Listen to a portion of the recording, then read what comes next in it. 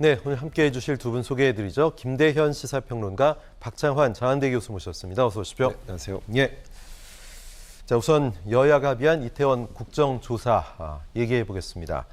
이른바 예산안 처리와 국정조사의 맞교환, 빅딜의 성사다 이렇게 평가를 받고 있는데, 자, 국민의힘 주호영 원내대표의 말을 좀 들어보면요. 불만인 점이 많지만 야3당의 일방적인 국정조사를 저지할 방법이 없었다. 예산 처리가 법정 기간 안에 반드시 이루어져야 한다는 점 때문에 불가피했다는 점을 이해해달라 이렇게 얘기하고 있습니다. 불만이었지만 불가피했다라는 입장인데, 글쎄요, 그렇기 때문에 국민의힘은 이른바 민주당 등 야당보다 오히려 남는 장사를 한 게 아니냐 이런 평가도 의외로 나오고 있습니다. 일단 의석수가 여소야대이기 때문에 야당이 국정조사를 마음먹으면 막을 수가 없는데 어차피 하게 될 텐데 예산안 통과까지 얻었다. 그렇기 때문에 이득이라는 얘기인데요. 이게 맞는 세법입니까? 뭐 국회의원들이 합의를 했다고 하는데, 그런데 뭐 시쳇말로 국회의원들이 한 약속을 어떻게 신뢰할 수 있겠습니까? 예. 그동안에 뭐 여야가 합의를 한 일들은 뭐 부지기수로 많았지만 예. 대체로 파기되거나 아니면 구체적인 뭐 디테일은 뭐 악마는 디테일에 있다는 얘기처럼 구체적인 사안을 협의할 때 또 파행을 거듭해 오는 것들이 뭐 빈번하게 일어났던 일이기 때문에 국회의원이 저렇게 사진을 찍고 앞에 와서 뭐 합의서 들고 이렇게 하는 모습 자체가 굉장히 좀 우스꽝스럽다. 뭐 이런 느낌마저도 듭니다. 그 국정조사를 수용한 것은 국민 여론이 비등했기 때문에 예. 국민의힘 입장에서는 언제까지 뭐 버틸 수 있는 상황은 아니었습니다. 가장 중요한 건 여론상 진상을 밝히는데 국회도 동참하라라고 하는 이런 것들이 있었기 때문에 뭐 국정조사는 뭐 불가피했다라고 볼 수 있을 것 같습니다. 거슬릴 명분이 없었다는 거죠. 그렇죠. 다만 이제 국민의힘이 그동안에 약간 그 부정적인 시각 입장을 취했던 것은 대통령실과 윤석열 대통령 주변을 겨냥한 민주당의 어떤 전략적 포인트를 어떻게 제어할 것인가에 대한 이런 부분들의 고민 때문이었다는 것으로 보입니다. 다만 이제 국정조사를 한다고 해도 그 한계는 명확합니다. 예. 국정조사에서 어떤 것을 다룰지 특정되지 않은 사안은 국정조사에서 다룰 수가 없습니다. 기본적으로. 그리고 여기 뭐 출석한 증인이라든가 이런 분들이 진술을 거부하거나 불출석했을 때 그런 자유를 과연 강제성이 강제할 없잖아요. 수 있는가? 예. 네. 뭐 이런 부분에 대해서 한계가 명확하기 때문에 일정 정도 여론 재판식으로 흘러갈 수밖에 없지 않나. 제가 한 가지 기대하는 것은 국정조사를 통해서 그동안 정부가 실오라기 같은 정보라도 한 가지라도 숨겼거나 공개하지 않았던 정보들을 국회에서 찾아내서 발굴해서 국민들께 이 이태원 참사가 가지고 있는 결정적인 뭐 증거가 아니더라도 사소한 정보라도 더 추가적으로 제공할 수 있는 역할을 국회가 해주기를 기대하고 있습니다. 예. 그렇다면 왜 민주당은 예산안과 국정조사 빅딜에 합의했는가 좀 궁금한데요. 아까 말씀드렸듯이 단독 처리가 가능했기 때문에 자, 민주당 내 이번 합의에 반대하는 의원들은 없나 싶었는데, 자, 이번 합의에 가장 유감을 표한 측은 역시 유족 측이었습니다. 이태원 참사 희생자 고 이재한 송채림 유족분들은 예산 처리해주면 합의해줄게, 희생자의 가족의 슬픔은 고려하지 않는 것이다. 참사를 어떻게 협상 도구로 이용할 수 있는지 한 라디오 방송에서 이렇게 말씀하셨는데요. 자, 박 교수님, 유족분들의 목소리 충분히 뭐 공감이 되는 지점이 있습니다. 네, 뭐 유족들 입장에서는 어떻게 참사가 정치적 거래의 대상이 되느냐, 예. 분노를 터뜨릴 수 있겠죠.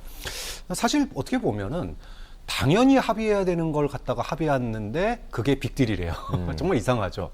국민 대다수가 국정조사가 필요하다고 느낍니다. 예. 지금 경찰 조사나 이런 조사들이 미흡하다고 느끼기 때문에 야당이나 언론이나 유족의 입장에서 한번 전반적으로 살펴봐야 된다라고 하는 국정조사에 대한 지지 여론이 높습니다. 또 예산안을 부결시킨다? 사상 초유의 준 예산이 시행된다? 이것도 있을 수 없는 일이죠. 그렇게 보면 어떻게 보면 당연한 걸 합의를 했는데 이 당연한 것이 빅딜이 될 정도로 지금 파국으로 가고 있다. 근데 그 파국이 왔을 때 책임이 누구에게 있느냐를 갖다가 떠넘기기 위해서 난 아니라고 하는 퇴로를 서로 열어놓은 겁니다. 국민의힘 입장에서는 국민적인 지지가 높은 국정조사를 반대했을 때의 역풍을 우려하는 거고, 예. 또 민주당으로서도 사상 초유의 준예산 정국이 왔을 때 그것에 대한 역풍을 우려하는 겁니다. 그러면은 그때 우리의 본 마음은 이게 아니었다라고 하는 퇴로가 필요해요. 그 퇴로를 위해서 일단 웃으면서 서로 한 발짝 물러난 모양새 이것까지 양보했는데 어떻게 이걸 안 해줘? 서로 그 다음 얘기를 하기 위해서 지금 명분을 쌓은 거다. 그렇기 때문에 앞으로 예산안이나 또는 국정조사가 제대로 가봐야지 제대로 돼야지 그때 가서 되는구나라고 할 정도로 아직은 한 치 앞도 보기 어려운 정국이라고 봅니다. 네, 뭐 소위 빅딜 이게 사실 모두에게 긍정적인 평가를 받고 있지 못합니다. 또 첫 회의부터 파행이 돼서 우려가 현실이 된 게 아닌가 싶은데 그런 만큼 실효를 반드시 발휘해야 하는 것도 필요한데 또 이것도 역시 의문이죠. 우선 예산안 처리 후에 국조를 하겠다는 거죠. 내년 1월 7일부터 45일 동안입니다. 물론 국조특위에 들어간 의원들의 준비 과정도 있어야 되겠고 또 시작까지 시간이 아직 남아 있습니다. 그런데 본회의 의결로 연장할 수 있도록 한 점도 나중에 또 갈등의 불씨가 될 수도 있을 것 같아요. 네. 뭐 시기, 방법, 연장 뭐 이것도 사실은 다 그때그때 정치적인 어떤 그 유불리에 따라서 정쟁의 수단이 될 겁니다. 네. 그런데 사실 본질로 들어가면은요. 그런 문제도 있지만 어떻게 국정조사를 하느냐도 사실은 굉장히 중요합니다. 국정조사를 할 때 야당이 특히 이것을 실효성 있고 어떤 그 정쟁화의 대상이 아니다라고 할 정도로 되려면 고성 지르기로 끝나면 안 됩니다. 절대 고성 지르기로 끝나면 안 되고 사태의 본질을 찌를 수 있는 그런 꼼꼼한 준비 이걸 통해서 국민들이 미처 생각하지 못했고 또 정말로 이런 것들이 문제가 있었어라고 느낄 만한 그런 준비들을 꼼꼼하게 해와서 예. 국민들 앞에 이러니까 문제가 생길 수밖에 없었다라고 하는 걸 드러내야지 국민들이 박수를 보내줄 겁니다. 마찬가지로 여당도 마찬가지입니다. 국민의힘도 정권의 어떤 그 안위를 위해서 막기에만 급급하고 방어에만 급급하고 어떻게든 이거를 감추려고만 하는 모습이 국민들 앞에 보여진다면 어떻게 보면은 여당이 아니죠. 그러면은 이거는 대통령실의 거수기 역할밖에 안 하는 거거든요. 예. 그런 측면에서 본다면 어떻게 보면 전국을 책임지는 여당의 모습을 국정조사에서 보여줄 필요가 있습니다. 네. 이 두 가지 모습을 국민들이 본다면 국정조사에 대한 굉장한 큰 기대와 또 여야에 대한 기대감으로 나타날 것이고 그렇지 않다면 역시나 이번 국정조사도 또 자기들끼리의 어떤 말싸움, 정쟁화 뭐 이런 얘기로 끝나지 않을까 싶습니다. 네. 뭐 조사 기간 문제뿐만이 아니라 조사 대상에 대해서도 여러 논란이 있습니다. 대통령실 경호처가 조사 대상이 돼야 된다. 이게 야당 주장이었는데 합의에선 빠졌고요. 또 당시에 헬로윈 기간 마약 수사에 초점이 맞춰졌기 때문에 수사력이 빠져나갔고 문제가 더 커졌다. 이런 야당의 주장의 진위를 밝히려면 법무부도 조사해야 된다. 이런 얘기도 있습니다. 그리고 대검찰청도 격앙된 반응이죠. 수사권을 없애놓고 왜 자기들이 또 대상이냐 이렇게 얘기하고 있습니다. 뭐 이런 문제들 때문에 파행이 된 거 아니겠습니까? 그러니까 이 이태원 참사를 수사하고 있는 검찰을 국정조사한다. 무엇을 얻으려고 국정조사를 하는지 좀 의아합니다. 예를 들어서 이태원 참사의 직간접적인 원인, 뭐 책임 추궁이 가능한 어떤 부처나 해당 기관, 당연히 국정조사의 대상이 될 수 있겠습니다만 예. 그런 대상들, 그러니까 뭔가 실수와 책임이 있는 부분들을 가려내기 위한 수사를 하고 있는 검찰을 국정조사한다. 그거는 검찰이 수사를 다 끝내놓고 나서 미진한 부분이 있었는지 여부를 따질 때 필요한 거지 지금 과연 필요한가 하는 그런 의문이 듭니다. 어쨌든 저는 민주당에서 일정 정도 합의를 한 것은 국민의힘에서 남는 장사였다 뭐 이런 분석이 나올 수 있겠지만 예. 제가 볼 때는 오히려 국회 다수 의석을 확보하고 있는 민주당 입장에서는 국정조사라고 하는 틀 속에 국민의힘 집권 여당을 일단 끌어들여 왔다라고 하는 점에서 전략적으로 상당히 좀 성공한 게 아닌가 하는 생각을 합니다. 이후에는 국회 다수 의석을 가지고 이 사안을 국정조사를 어떤 방향으로 어떻게 확대할지에 대한 우선순위와 어떤 그립은 민주당이 가질 수밖에 없기 때문입니다. 일단 이 국면의 주도권을 먼저 쥐었다 이거죠. 그렇습니다. 예. 자, 그런데 좀 전에 말씀하신 것처럼 이것이 이제 과연 거래와 딜이 될 수 있는 사안이었는가를 되짚어보지 않을 수 없는데 보통 거래와 딜이라는 것은 할 게 있고 안 할 게 있습니다. 두 사안 모두 예산이나 아니면 국정조사나 반드시 해야 될 일이라고 박창환 교수님 말씀하셨는데 당연한 일이죠.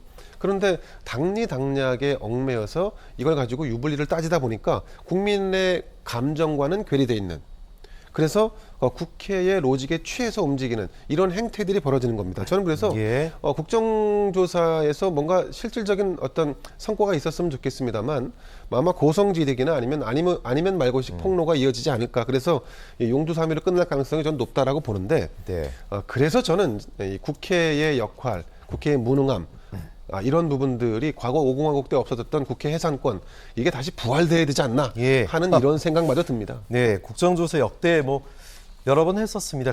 그런데도 불구하고 무용론이 나오는 게 특별한 성과가 없었거나 뭐 정쟁의 수단으로, 정쟁의 장으로 쓰였다. 그렇기 때문에 이번 국조가 과연 어느 정도 무엇을 밝혀낼 수 있겠느냐 회의론도 나오고 있는데요.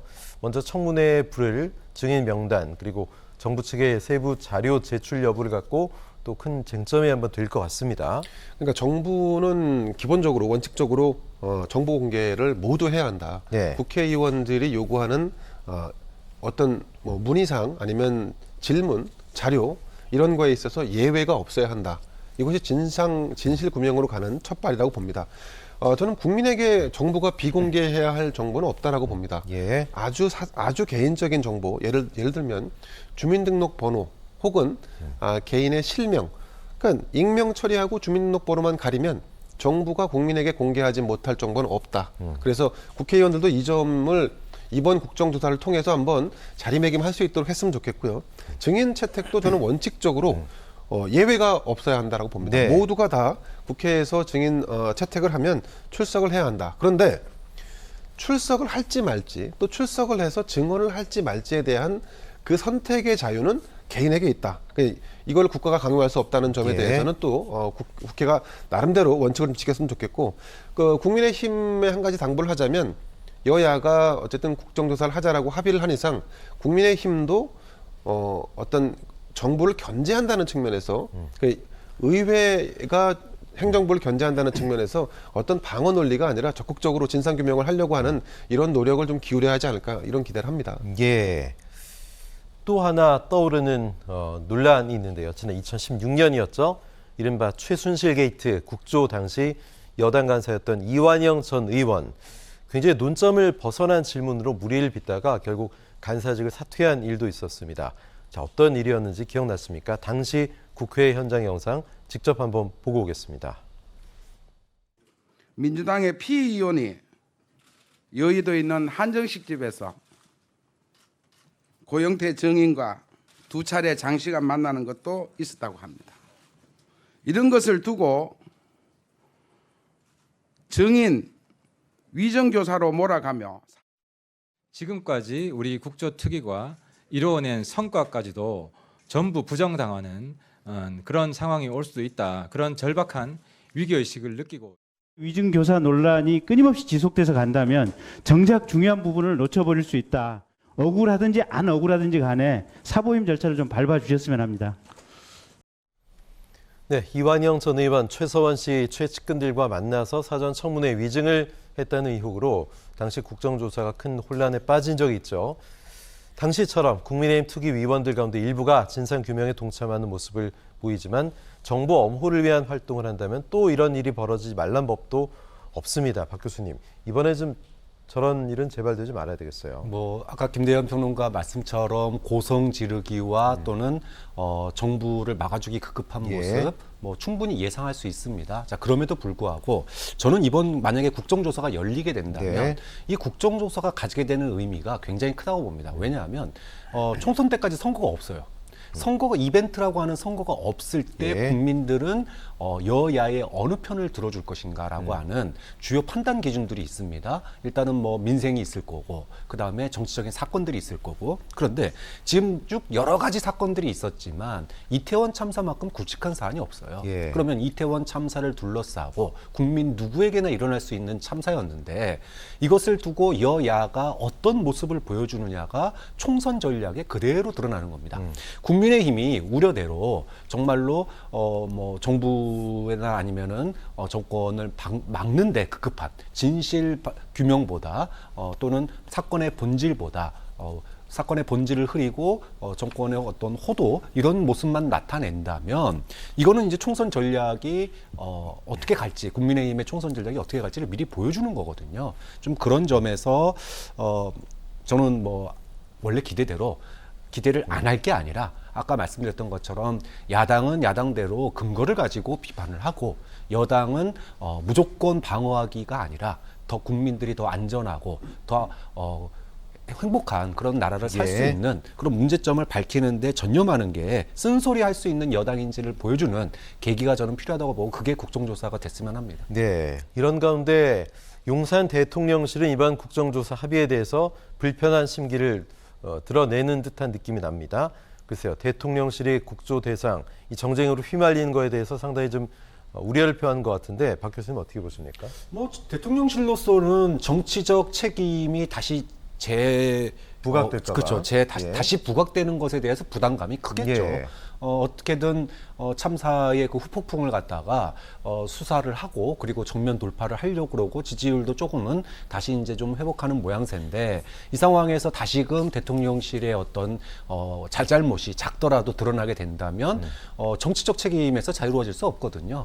그 때문에 이것을 방어하지 못하는 여권의 이번 합의를 굉장히 씁쓸하게 또는 굉장히 좀 환하게 아마 쳐다볼 겁니다. 근데 그럼에도 불구하고 당일날 그 참사가 있던 당일날 용산 경찰서장이 대통령실 지키려다가 늦게 온 거 아닙니까? 어떻게 보면. 그리고 당시에 인원 증강 부분에 대해서도 지금 시위 막론이라고 인원이 없어서라는 이유로 보강이 안 됐거든요. 그렇다고 본다면 뭐 씁쓸하더라도 근본적으로 어떤 용산으로의 이전이나 또는 경호 문제 이런 것들이 혹시라도 거기에 영향을 미쳤는지는 한번 좀 스스로 자발적으로 한번 국정조사와 상관없이 한번 좀 점검을 해봐야 되는 거 아닌가 싶습니다. 네, 내일 윤석열 대통령이 여당 지도부와 만찬을 갖습니다. 원래 이 해외 순방 성과를 공유하고 또 최근 혼란스러운 당 상황에 대해서 역할을 했던 비대위를 격려한다 그런 취지였는데 이 국정조사 관련돼서 지금까지 공식적인 코멘트는 없는데 대통령의 언급이 나올지도 궁금하고요. 또 일각에선 지금 이 시기에 꼭 이런 만찬 해야 되느냐 이렇게 보는 시각도 있습니다. 김대현 평론가 어떻게 보세요?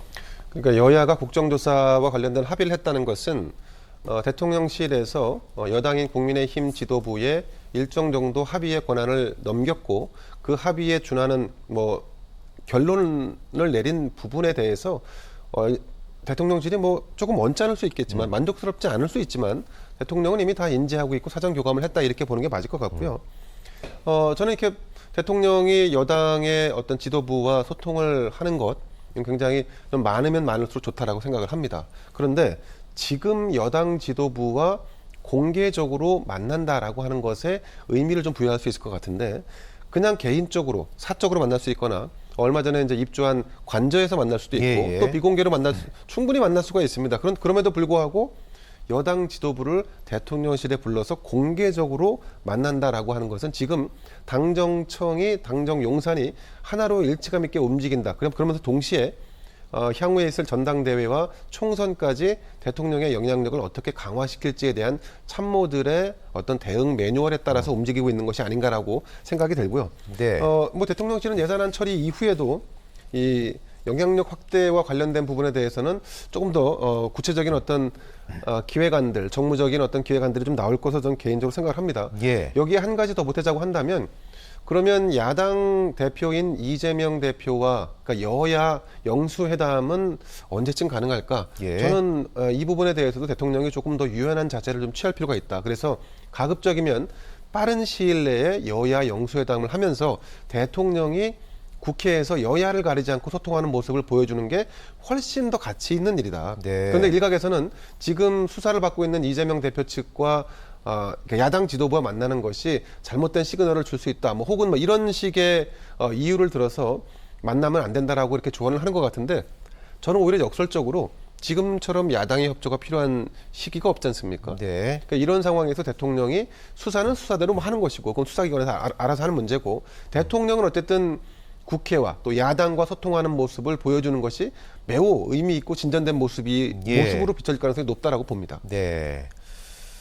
어쨌든 이왕 국정조사에 합의를 한 만큼 신중히 예산안 처리하고 또 국정조사 준비도 철저하게 잘 해서 국정조사 성과가 반드시 있어야 되겠습니다.